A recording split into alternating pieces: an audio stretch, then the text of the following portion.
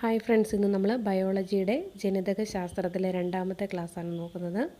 കൃത്രിമ ജീൻ നിർമ്മിച്ച ഇന്ത്യൻ വംശജനായ ശാസ്ത്രജ്ഞനാണ് ഹർഗോവിന്ദ് ഖൊരാന.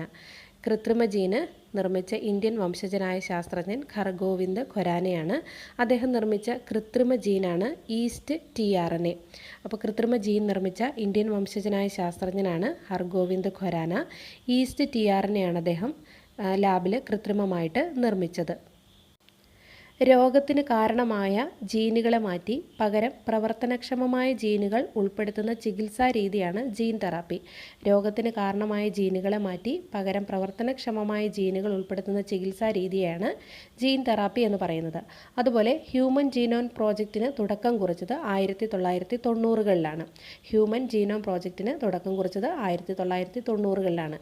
കൃത്രിമ ജീൻ നിർമ്മിച്ച ഇന്ത്യൻ വംശജനായ ശാസ്ത്രജ്ഞനാണ് ഹർഗോവിന്ദ് ഖൊരാന. ഓർത്തിരിക്കുക, ഈസ്റ്റ് tRNA ആണ് അദ്ദേഹം നിർമ്മിച്ചത്. രോഗത്തിന് കാരണമായ ജീനുകളെ മാറ്റി പകരം പ്രവർത്തനക്ഷമമായ ജീനുകൾ ഉൾപ്പെടുത്തുന്ന ചികിത്സാ രീതിയാണ് ജീൻ തെറാപ്പി എന്ന് പറയുന്നത്. അതുപോലെ ഹ്യൂമൻ ജീനോം പ്രോജക്റ്റിന് തുടക്കം കുറിച്ച വർഷം 1990 ആണ്.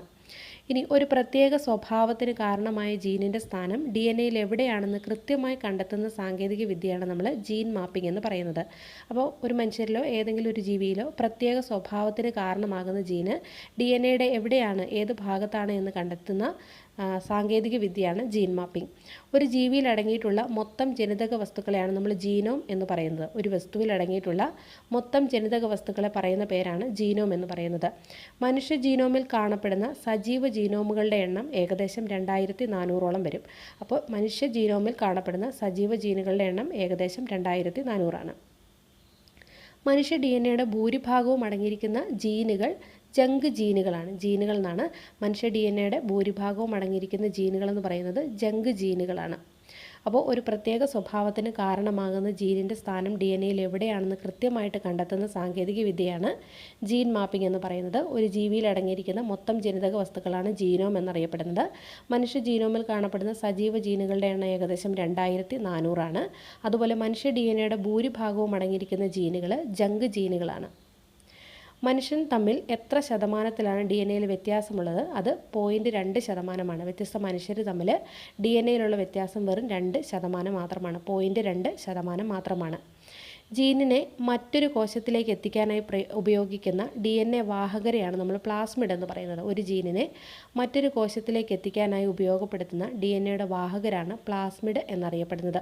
ഇനി ബാക്ടീരിയ കോശങ്ങളിൽ ക്രോമസോമുകളിലല്ലാതെ കാണപ്പെടുന്ന വൃത്താകൃതിയിലുള്ളതും സ്വയം പെരുകാൻ ശേഷിയുള്ളതുമായിട്ടുള്ള DNA ആണ് പ്ലാസ്മിഡ് എന്ന് പറയുന്നത്. അപ്പോൾ ബാക്ടീരിയയിലെ കോശങ്ങളിൽ ക്രോമസോമുകളിലല്ലാതെ കാണപ്പെടുന്ന വൃത്താകൃതിയിലുള്ളതും സ്വയം മൾട്ടിപ്ലൈ ചെയ്യാൻ ശേഷിയുള്ളതുമായിട്ടുള്ള DNA ആണ് പ്ലാസ്മിഡ് എന്ന് പറയുന്നത്. സൂക്ഷ്മജീവികളെയും ജൈവ പ്രക്രിയകളെയും മനുഷ്യരുടെ വിവിധ ആവശ്യങ്ങൾക്കായി ഉപയോഗപ്പെടുത്തുന്ന സാങ്കേതിക വിദ്യയാണ് ബയോടെക്നോളജി അല്ലെങ്കിൽ ജൈവ സാങ്കേതിക വിദ്യ. അപ്പോൾ മനുഷ്യർ തമ്മിൽ DNA-യിലുള്ള വ്യത്യാസം എന്ന് പറയുന്നത് 0.2% മാത്രമാണ്. ജീനിനെ മറ്റൊരു കോശത്തിലേക്ക് എത്തിക്കാനായിട്ട് ഉപയോഗപ്പെടുത്തുന്ന വാഹക DNA-കളെയാണ് നമ്മൾ പ്ലാസ്മിഡ് എന്ന് പറയുന്നത്. ഇനി ഈ പ്ലാസ്മിഡ് ബാക്ടീരിയ കോശങ്ങളിലെ ക്രോമസോമുകളിലല്ലാതെ കാണപ്പെടുന്നതാണ്. അതുപോലെ തന്നെ വൃത്താകൃതിയിലുള്ളതും സ്വയം പെരുകാൻ ശേഷിയുള്ളതുമായിട്ടുള്ള DNA ആണ് പ്ലാസ്മിഡ് എന്ന് പറയുന്നത്. സൂക്ഷ്മജീവികളെയും ജൈവ പ്രക്രിയകളെയും മനുഷ്യൻ്റെ വിവിധ ആവശ്യങ്ങൾക്കായിട്ട് ഉപയോഗിക്കുന്ന സാങ്കേതിക വിദ്യയാണ് നമ്മൾ ജൈവ സാങ്കേതിക വിദ്യ അല്ലെങ്കിൽ ബയോടെക്നോളജി എന്ന് വിളിക്കുന്നത്.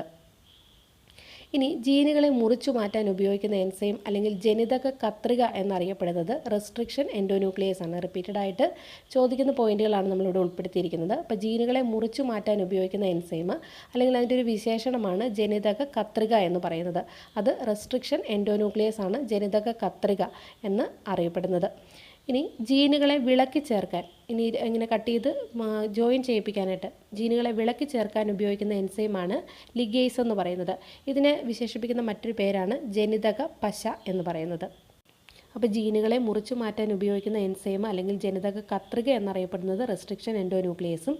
ഇനി ജീനുകളെ വിളക്കി ചേർത്ത് ജോയിൻ ചെയ്യിപ്പിക്കാൻ വേണ്ടി ഉപയോഗിക്കുന്ന എൻസൈം അല്ലെങ്കിൽ ജനിതക പശ എന്ന വിശേഷണമുള്ളത് ലിഗേസിനാണ്. ഇനി ആദ്യത്തെ റെസ്ട്രിക്ഷൻ എൻഡോന്യൂക്ലിയസ് അല്ലെങ്കിൽ ആദ്യത്തെ ജനിതക കത്രിക എന്ന് പറയുന്നത് ഹിഞ്ച് 2 ആണ്. ആദ്യത്തെ റെസ്ട്രിക്ഷൻ എൻഡോന്യൂക്ലിയസ് ഹിഞ്ച് 2 ആണ്. ആതിഥേയ കോശങ്ങളിലെ ജനിതക സംവിധാനം പ്രയോജനപ്പെടുത്തുന്ന സൂക്ഷ്മജീവിയാണ് വൈറസ്. അപ്പോൾ ജീവനുള്ള കോശത്തിനകത്ത് മാത്രമേ ഈ വൈറസിന് ആക്ടിവിറ്റി ഉള്ളൂ. അതിന് പുറത്ത് ജീവനുള്ള കോശങ്ങൾക്ക് പുറത്താണെങ്കിൽ അതിന് പ്രത്യേകിച്ച് ശക്തിയോ കാര്യങ്ങളോ ഒന്നും പ്രവർത്തനമൊന്നും ഉണ്ടായിരിക്കുകയില്ല. ഇനി വൈറസ് കണ്ടെത്തിയത് ദിമിത്രി ഇവാനോസ്കിയാണ് വൈറസിനെ കണ്ടെത്തിയത്. ഇപ്പോൾ ജീനുകളെ മുറിച്ചു മാറ്റാൻ ഉപയോഗിക്കുന്ന എൻസൈം അല്ലെങ്കിൽ ജനിതക കത്രിക എന്നറിയപ്പെടുന്ന റെസ്ട്രിക്ഷൻ എൻഡോന്യൂക്ലിയസ് ആണ്. ആദ്യത്തെ റെസ്ട്രിക്ഷൻ എൻഡോന്യൂക്ലിയസ് എന്ന് പറയുന്നത് ഹിഞ്ച് 2 ആണ്. അതുപോലെ ജീനുകളെ വിളക്കി ചേർക്കാൻ ഉപയോഗിക്കുന്ന എൻസൈം അല്ലെങ്കിൽ ജനിതക പശ എന്നറിയപ്പെടുന്നത് ലിഗേസ് ആണ്. അതുപോലെ ആതിഥേയ കോശങ്ങളിലെ ജനിതക സംവിധാനം പ്രയോജനപ്പെടുത്തുന്ന സൂക്ഷ്മജീവിയാണ് വൈറസ് എന്ന് പറയുന്നത്. അപ്പോൾ വൈറസ് ജീവനുള്ള കോശങ്ങളിൽ മാത്രമേ ആക്റ്റീവ് ആയിരിക്കത്തുള്ളൂ. അപ്പോൾ ഈ വൈറസിനെ കണ്ടെത്തിയത് ദിമിത്രി ഇവാനോസ്കിയാണ്. അപ്പോൾ ഇത്രയും കാര്യങ്ങളാണ് ഈ ഒരു ക്ലാസ്സിൽ ഉൾപ്പെടുത്തിയിരിക്കുന്നത്. ബാക്കി കാര്യങ്ങളുമായിട്ട് നമുക്ക് അടുത്ത വീഡിയോയിൽ കാണാം. താങ്ക്